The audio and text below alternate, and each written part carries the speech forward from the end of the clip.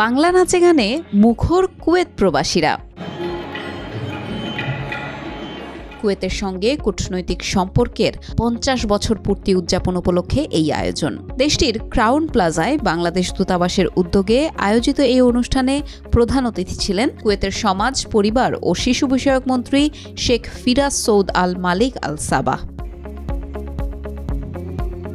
শুরুতেই অতিথিদের স্বাগত জানান কুয়েতে নিযুক্ত বাংলাদেশের রাষ্ট্রদূত মেজর জেনারেল অবসরপ্রাপ্ত মোহাম্মদ আশিকুজ্জামান। বাংলাদেশের অগ্রগতি ও উন্নয়ন কর্মকাণ্ডের চিত্র তুলে ধরেন তিনি। কুয়েতের সাথে আমাদের দীর্ঘ সম্পর্ক রয়েছে এবং বিভিন্ন ক্ষেত্রে আমাদের সাথে কুয়েতের পারস্পরিক সমঝোতা চুক্তি আছে।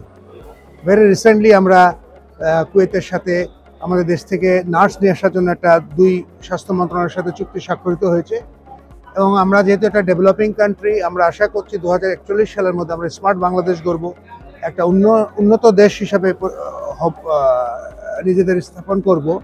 এই জন্য আমি মনে করি এখন আমাদের হাই টাইম যে সকল দেশের সাথে আমাদের অর্থনৈতিক যে সম্পর্কটা আছে সেটা আরও বেশি করে চর্চা করা, বেশি করে ব্যবসা বাণিজ্য বৃদ্ধি করা, যেটাকে আমাদের ভাষায় বলে যে ইকোনমিক ডিপ্লোমেসি।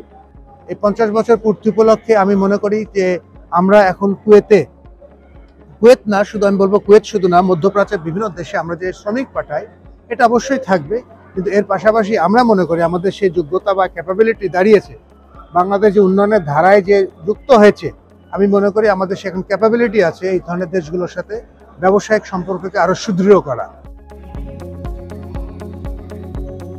বাংলাদেশি বিভিন্ন ব্র্যান্ডের পণ্য প্রদর্শনী হয় এই অনুষ্ঠানে। দেশের হস্তশিল্প পণ্য প্রদর্শনীর জন্য ছিল পৃথক স্টল।